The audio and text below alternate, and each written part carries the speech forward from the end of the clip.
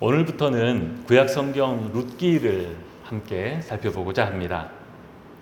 오늘은 그 첫 번째 시간으로 고난 중 성도의 삶이라는 제목으로 오늘 첫 번째 룻기 강의를 보겠습니다. 저는 예정대로 지난 4주 동안 미국 생활을 잘 정리하고 지난 목요일 날 돌아왔는데요. 너무나 감사하게도 일정들이 예상하고 기도했던 대로 순조롭게 잘 진행이 되었습니다.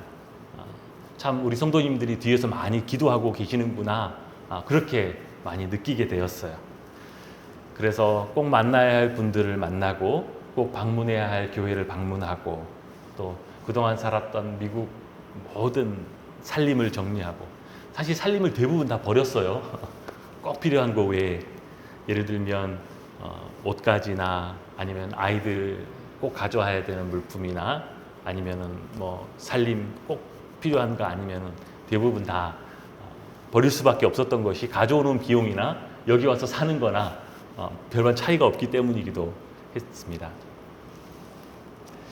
그래서 이제는 미국 생활도 다 정리하고 이제 아내를 완전히 데리고 나왔습니다. 그동안 근 2년 동안 혼자 불완전하게 사역을 하다가 이제 아내가 함께 사역에 동참하게 되어서 하나님께서 저의 사역에 또 우리 개선문 교회에 더 풍성한 은혜를 주실 줄 믿습니다. 17년 또 아내를 기준으로 보면 19년 이렇게 미국 생활을 하면서 크고 작게 한 4번 정도 제가 이사를 했더라고요. 미국 안에서. 그 중에서도 제 인생에서 참 절망적인 이사가 한 번 있었습니다. 2016년에 텍사스에서 뉴저지로 옮길 때의 이사였는데요. 사실 텍사스에서 그 10년 동안 거주하면서 박사 과정까지 공부를 하던 중에 마지막 논문 단계를 앞두고 2016년 10월에 예기치 않게 박사 공부가 중단되게 되었습니다. 박사 공부가 중단되었다라는 뜻은 비자가 곧 종료된다는 것을 의미합니다. 학교에서 더 이상 그 학생을 소속 인원으로 쳐주지 않는다는 뜻이죠. 공부가 중단되니까 딱 2주 만에 기숙사를 나가라고 하더라고요. 사실은 딱 끝나면 2주 만에 미국에서도 나와야 합니다. 아이들을 학교에 보내고 초등학교에 보내며 살고 있는 기숙사, 저에게는 집이죠. 그 집을 2주 만에 나가라. 학교는 참 은혜스럽고 좋았는데 그 기숙사를 관리하는 그 오피스의 담당자는 그야말로 그냥 일반 회사 직원이었던 것 같아요. 10월이니 아이들은 아직 학교를 다니는 중이고 12월은 돼야 학기도 마저 끝날 텐데, 또 나는 이제 공부가 중단되어서 미국의 체류를 위해서는 비자 문제를 해결해 줄 새로운 전임 사역지를 구해야만 하는 상황인데 뭔가를 준비할 틈도 없이 그냥 나가라고 하는 것이죠. 12월까지만 살게 해달라, 학기 말까지는 살 수 있는 것이 아니냐라고 부탁을 해보았지만 그 담당자가 하는 말이 1월에 새로운 신입생을 받기 위해서 기숙사 유지보수 공사를 해야 되는데 네가 당장 안 나가면 유지보수 공사를 할 수 없기 때문에 그럼 다음 학기 학생을 못 받으면 6개월치를 네가 다 물고 나가야 한다. 그렇게 겁을 주어서 도저히 있을 수가 없었습니다. 나와야 하긴 했는데 갈 곳이 없었어요. 어디로 가야 할지. 사역지를 어딘가로 미국 내에서 구하면 그곳으로 이사를 가게 되겠죠. 근데 사역지가 없는데 어디에다 방을 계약을 할 수가 없잖아요. 왜냐하면 계약서를 쓰는 순간 2년 그곳에 거주한다는 뜻이 되기 때문입니다. 결국엔 이사 갈 곳이 정해지지도 않고 어디로 가야 할지도 모르면서 나가라는 날짜에 맞춰서 짐을 싸게 되었습니다. 여러분 혹시 그런 짐 싸 보셨습니까? 쫓겨는 나는데 갈 곳이 없어요. 그래서 얼마 안 되는 살림을 다 싸서 어떻게 했느냐? 미국에 이삿짐을 나눠주는 회사들이 있습니다. 운송회사들이 있는데 그 회사의 창고에 유료로 짐을 다 집어 넣어놓고 그야말로 최소한의 살림, 아이들 옷 몇 벌, 밥그릇 숟가락 몇 개, 최소한 덮을 이불 이런 것들만 챙겨서 아이들 학교 근처에 2달간 방 하나가 딸린 오피스텔 같은 데를 서브리스를 통해서 구했습니다. 이 서브리스가 한국에는 없는 개념인데요. 일종의 이중 월세입니다. 자기가 월세로 살고 있는 집이 있는데 자기가 휴가나 어디를 장기간 출타하면서 비우게 되면 그 집을 다시 누군가에게 세를 주는 것입니다. 비워두는 것보다는 이익이죠. 그러면 자기의 짐들을 대충 한쪽으로 몰고 치우고 그곳에 다른 사람이 들어와서 그 일정 기간, 짧게 몇 주, 한두 달을 거주할 수 있게 해주는 것입니다. 뉴저지로 사역지를 구해서 옮기기 전까지 그곳에서 2달 정도 간단한 식기, 옷가지, 이불 정도만 가지고 그곳에서 살았는데 그때 그 이사를 하면서 그 느꼈던 절망과 낙심, 아내는 울고 저는 갈 데가 없고 아이들을 위한 대책도 없고 그러면서도 짐을 싸서 어디로 가는가. 한 가정이 살던 거주지를 옮길 때 참 감사하고 기쁨이 있는 이사가 될 수도 있지만 반대로 괴롭고 낙심이 되는 이사가 될 수도 있지요. 어떤 이사를 기쁨과 행복이 있는 이사라고 할 수 있을까요? 형편과 상황이 이전보다 더 나아져서 더 좋은 곳으로 가면 기쁨과 행복이 있겠지요. 수고하고 노력한 만큼 재산이 늘고 소유가 늘어서 더 좋은 환경으로 더 큰 집으로 평수를 늘려서 이사를 가는 경우가 그런 경우겠죠. 근데 만약 반대로 낙심이 되는 이사라면 어떤 걸까요? 삶이 실패하고 형편이 이전보다 어려워져서 가지고 있던 것마저도 잃어버리고 원치 않음에도 불구하고 어쩔 수 없이 더 열악한 곳으로 더 작고 허름한 곳으로 가야 하는 이사라면 참 마음에 낙심이 될 것입니다. 최악의 경우라고 한다면 그나마 가지고 있는 모든 것들을 다 잃어버리고 이 세상 어느 한 곳으로도 평안히 갈 수 있는 곳이 없다면 더 낙심이 되겠지요. 오늘부터 우리가 함께 살펴볼 구약 성경의 이 룻기는 이스라엘 베들레헴에서 살던 한 가정의 괴롭고 비극적인 가족사와 또 그에 따른 그들의 절망적인 이주, 그들의 이사가 그 흐름의 주된 뼈대를 이루고 있습니다. 그러면서 또한 이 룻기는 하나님의 백성의 낙심과 절망 속에서도 하나님은 어떻게 당신의 백성들을 돌아보시고 그들을 구원하시고 그들에게 소망을 주시는지 우리에게 말씀하고 있습니다. 룻기의 시작과 더불어 성경은 그 룻기의 가장 중요한 배경을 우리에게 말해주는데요. 오늘 1장 1절은 이렇게 시작합니다. 사사들이 치리하던 때에 그 땅에 흉년이 드니라. 이스라엘 역사에서 사사시대는 여호수아와 이스라엘이 가나안 땅을 정복하고 그 이후에 12지파가 각각의 땅을 분배받아 정착한 이후 그때부터 사무엘이 등장하여 이스라엘의 초대왕 사울을 기름 붓기까지 그 사이에 350년을 의미합니다. 애굽에서 노예로 살다가 광야 40년을 거쳐서 꿈에 그리던 약속의 땅 가나안을 분배받아 그곳에 정착을 하게 되었습니다. 꿈에 그리던 그 행복한 이사를 하게 되었으니 이전의 어떤 세대보다도 더 신실하게 하나님의 뜻을 따라야 마땅할 것 같지만 정작 그 땅에서 350년 동안 살았던 그들의 사사시대는 이스라엘 구약 역사에서 가장 어둡고 가장 절망적인 시기였습니다. 그 350년 사사시대를 단 한 절로 축약해주는 구절이 사사기 안에 등장하는데요. 사사기 21장 25절에는 그때 이스라엘의 왕이 없으므로 사람이 각기 자기 소견에 옳은 대로 행하였더라. 이것이 350년에 대한 가장 요약된 진술입니다. 그때 이스라엘의 왕이 없었습니다.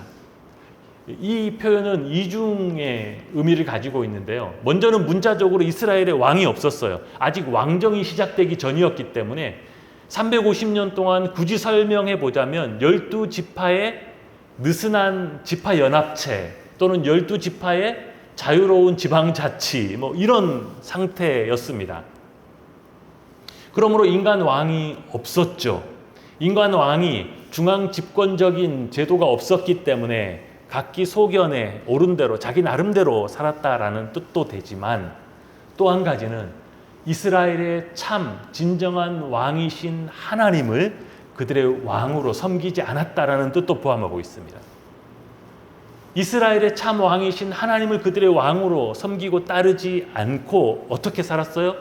자기 소견에, 자기가 원하는 대로, 자기 욕망을 따라서 살았던, 그래서 어둡고 혼란스럽고 다른 어떤 시대보다 도덕적으로 영적으로 하나님을 떠나 있었던 시대가 이 사사시대였습니다.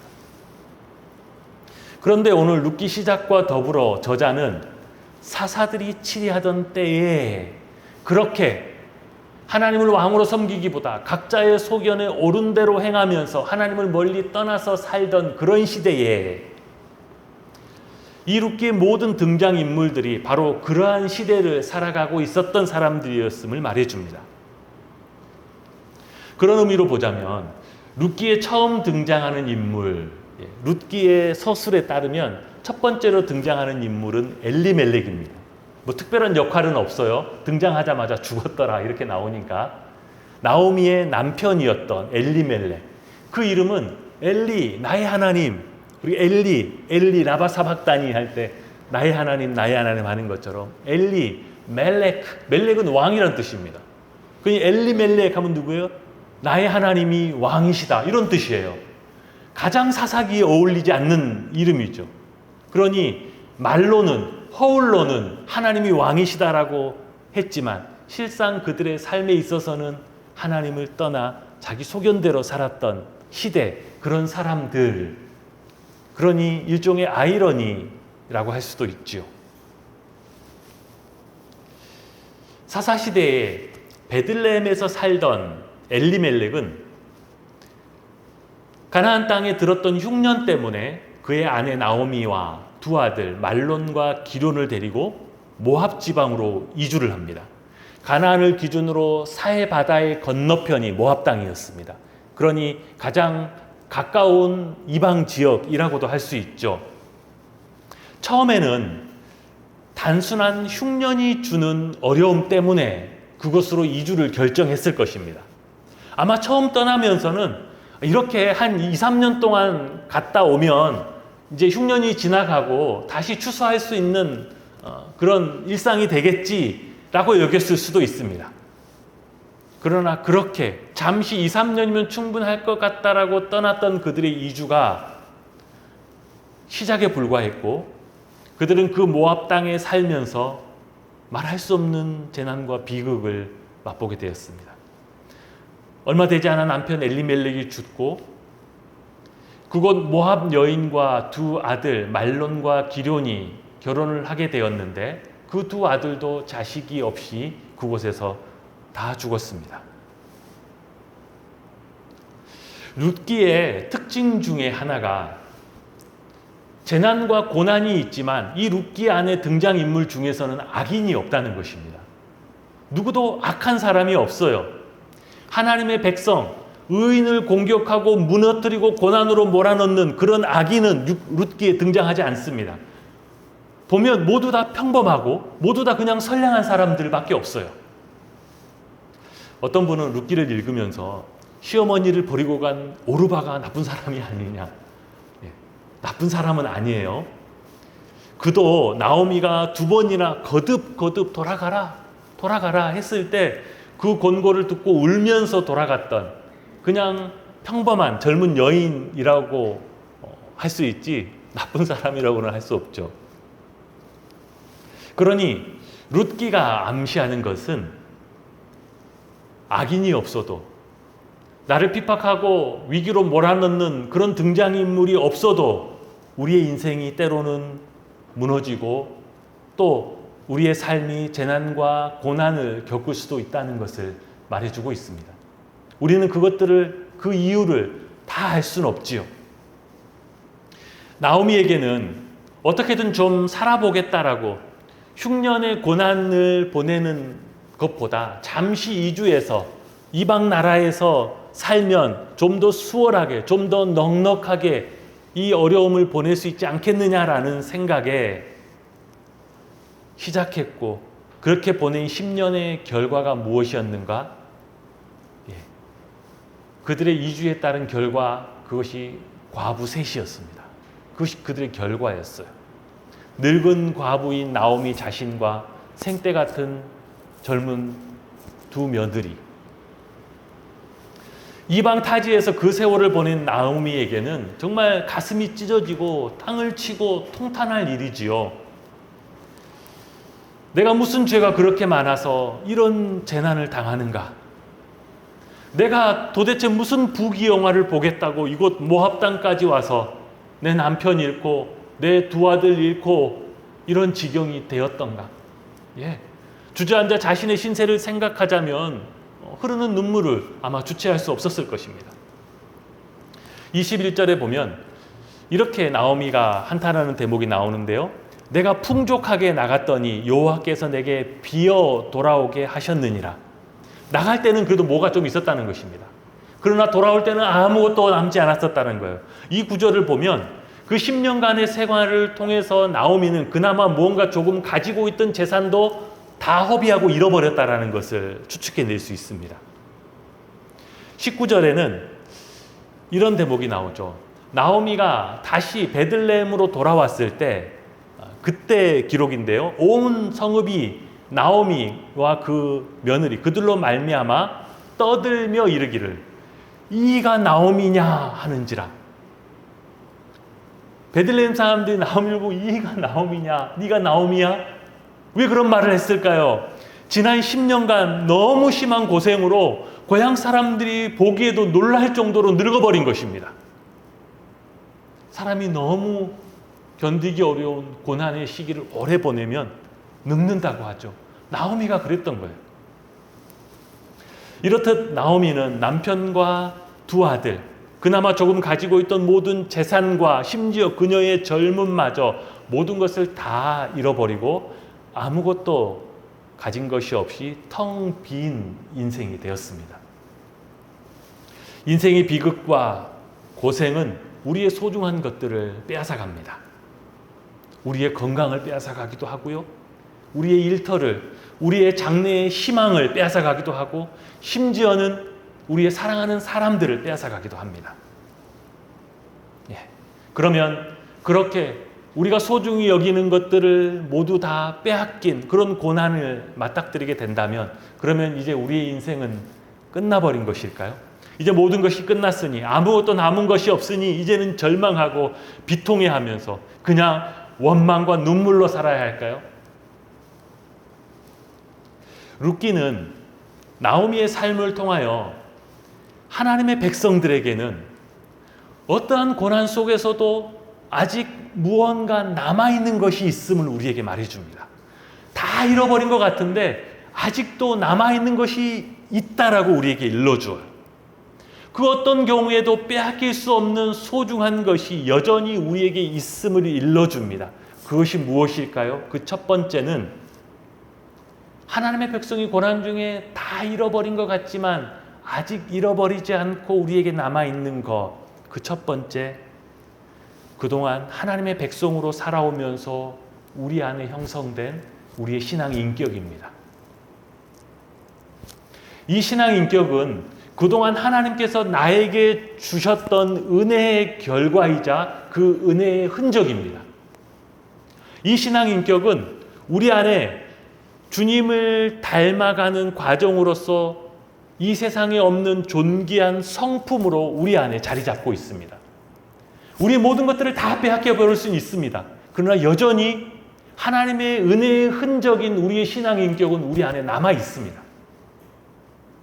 나오미는 다 잃고 아무것도 남는 것이 없는 늙은 과부입니다. 아무런 대책도 앞으로 어떻게 할 것인지 뭘 하면 뭔가 상황이 좀 나아질 수 있는지 가능성도 없습니다. 그런데 본인이 그 지경이 되고서도 나오미는 본인이 아니라 아직 젊은 두 며느리를 염려합니다.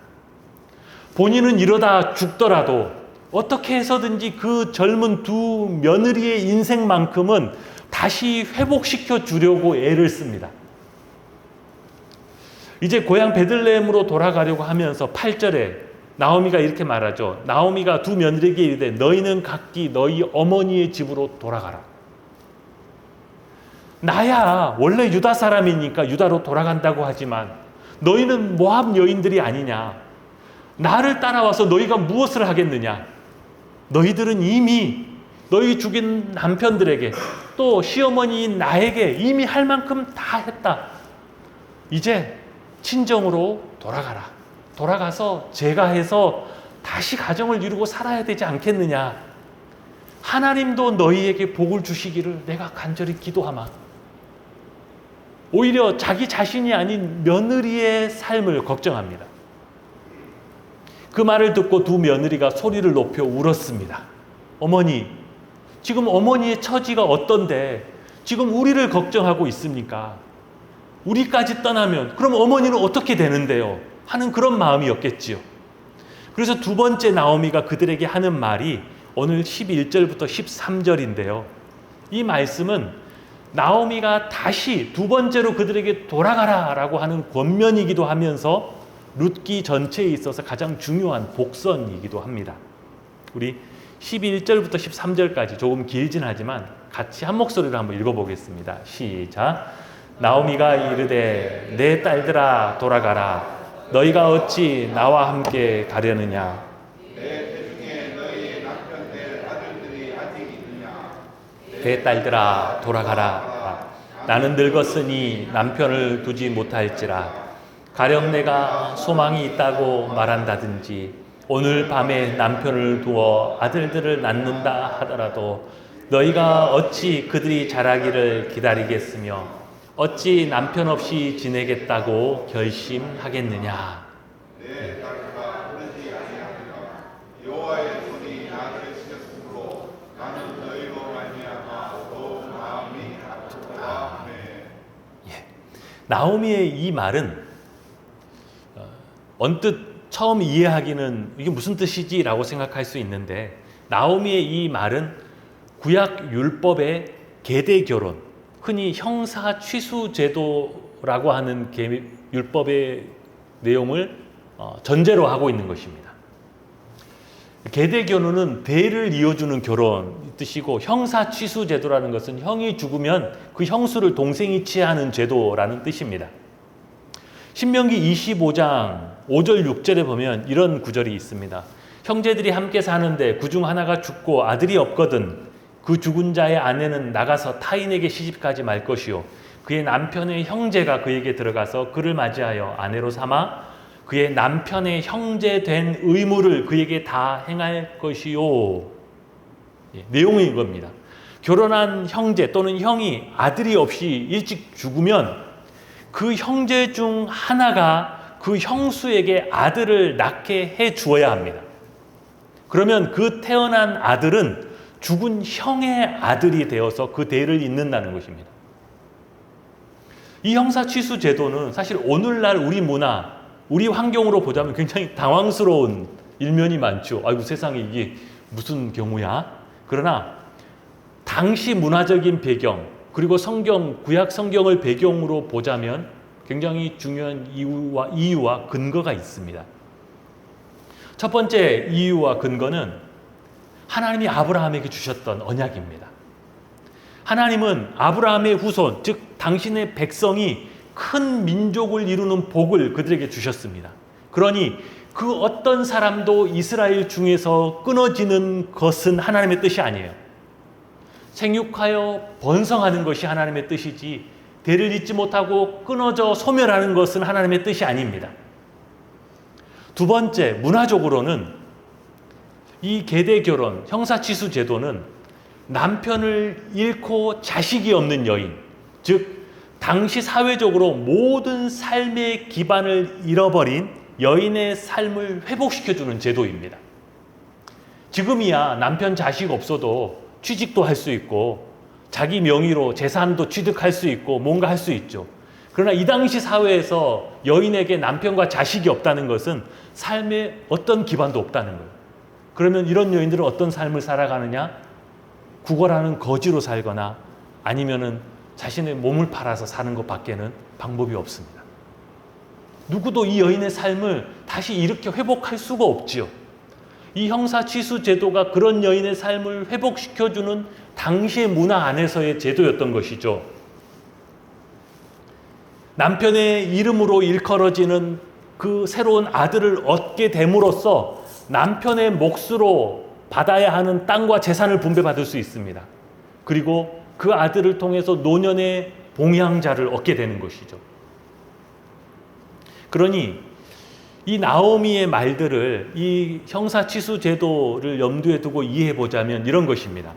지금 두 아들이 죽고 며느리만 남았습니다. 그럼 이 며느리들이 아들을 낳을 수 있는 방법은 죽은 남편의 형제가 있어야 되는 거예요. 그러려면 나오미가 아들을 새로 낳아야 되는 것입니다. 근데 나오미는 이미 늙었고 이미 남편도 없지요.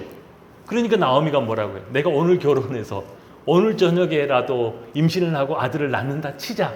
말도 안 되는 이야기지만 설령 그렇다 하더라도 그 막 태어난 아들이 자라서 형제된 율법의 의무를 행할 수 있기까지 그 세월을 너희가 기다리겠느냐? 그럴 수는 없지 않겠느냐? 그러니 뭐라는 거예요? 돌아가라는 것입니다. 돌아가서 친정에 돌아가서 제가해서 새로운 남편 그늘 아래서 너희의 회복된 삶을 살아라라고 나오미가 권면하는 것이죠. 이렇게 두 번째 권면을 했을 때 둘째 며느리 오르바가 울면서 시어머니에게 입을 맞추고 모압 땅으로 돌아갔습니다. 그런데 그럼에도 돌아가기를 원치 않았던 룻에게 나오미가 세 번째까지 권면을 합니다. 여러분 성경에서 세 번째까지 권면을 했다라는 것은 그의 진심에서 우러나오는 말이었다는 뜻입니다. 우리 문화에도 그것은 익숙하죠. 3-4번. 이것 좀 드시죠. 괜찮습니다. 한번 잡숴보세요. 괜찮다니까요. 거기까지는 가능해요. 근데 세 번째 권했는데도 안 먹으면 이거는 신뢰가 되죠. 왜냐하면 세 번째 했다는 것은 진심이고 꼭 잡숴보라는 그 마음이 실려있기 때문이죠. 마치 그런 것과 똑같아요. 나오미가 세 번째까지 그에게 권면했음에도 불구하고 그는 떠나지 않았습니다. 여러분, 나오미가 어떻게 세 번째까지 며느리들에게 권면하면서 이렇게 행동할 수 있었을까요? 자신의 처지보다 젊은 며느리의 처지를 더 염려할 수 있었을까요? 나오미가 며느리들을 사랑하고 진심으로 그들의 행복을 바라고 있었기 때문이었습니다. 모든 것을 다 잃고 절망적인 자신의 상황보다 사랑하는 젊은 며느리들의 장래가 더 염려가 되었기 때문이죠. 여러분, 사람들 중에서는 고난이 닥치고 절망적인 상황이 되면 그동안의 체면 다 내던지고 자기 자신의 살 길만 찾는 사람들, 고난이 닥치면 비루해지는 사람들, 고난이 닥치면 사람들을 실망시키고 인상을 찡그리게 만드는 사람들이 많지요. 그러나 반대로 그 고난 중에서도 의연하게 주변 사람들을 배려하고 오히려 그들을 축복하며 고난이 그를 더 빛나게 하는 사람도 있습니다. 이 사람은 자기 상황이 이런데 어떻게 이렇게 행동하고 이렇게 말할 수가 있는가? 고난 속에서도 하나님이 그에게 그동안 부어주셨던 그 은혜의 흔적, 신앙의 인격이 배어 나오는 것입니다. 성경은 베드로전서 2장 9절에 하나님의 백성들을 향하여서 뭐라고 합니까? 너희의 이 삶의 형편, 세상 사람들이 너희를 어떻게 평가하던 간에 너희는 누구라고요? 너희는 택하신 족속이요, 왕같은 제사장들이요, 거룩한 나라요, 그의 소유된 백성이라고 말해줍니다. 재난과 고난이 우리의 가진 것을 다 빼앗아 갈 수는 있지만 주님과 함께 하면서 우리 안에 만들어진, 빚어진 이 신앙 인격까지 빼앗아 갈 수는 없습니다. 그것은 아무도 빼앗아 갈 수 없도록 우리의 속 사람 안에 있는 것이기 때문이고, 우리 스스로가 포기하고 내버리지 않는 한은 그 누구도 빼앗아 갈 수 없는 것이기 때문입니다.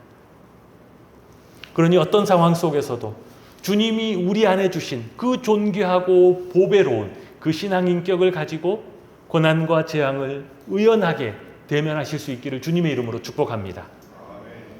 다 잃어버린 성도들에게 무엇이 남는가? 두 번째, 하나님이 주신 소망이 남습니다. 첫 번째, 신앙 인격을 하나님이 주셨던 은혜의 흔적이라고 표현한다면, 두 번째 남는 것, 소망은 하나님이 지금도 일하고 계시다라는 흔적입니다. 그렇다면 나오미에게 남아있는 소망은 무엇일까요? 다 잃어버린 것 같은데 아직도 그에게 남아있는 것, 바로 룻입니다. 다 잃어버렸습니다. 그런데 끝까지 뭐가 남았어요? 룻이 그에게 남았습니다. 14절 마지막에 보면 룻은 그를 붙쫓았더라. 곁에 붙어서 떠나려고 하지 않았더라. 룻기를 보면 결국 나오미의 모든 것을 회복시킨 것은 룻이었습니다. 룻기 4장에 보면 룻이 낳은 아들을 통해서 베들레헴의 땅을 되찾게 되었고 노년의 봉양자를 얻게 되었죠.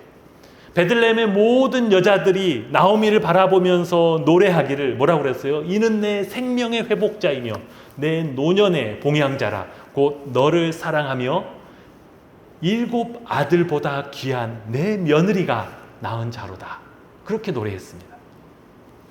나오미의 인생에 룻이 그 곁에 붙어 있었다는 것, 그것은 그에게 끝까지 소망이 남아 있었다는 뜻이고, 하나님이 나오미를 위해서 룻을 통하여 일하고 계시다라는 증거이자 흔적이었습니다.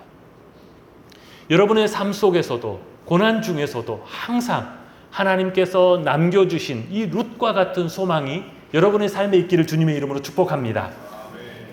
여러분, 그런데 우리는 하나님이 우리에게 남겨주신 소망, 이 룻과 같은 존재, 룻과 같은 것을 사실 잘 발견하지 못할 때가 많습니다.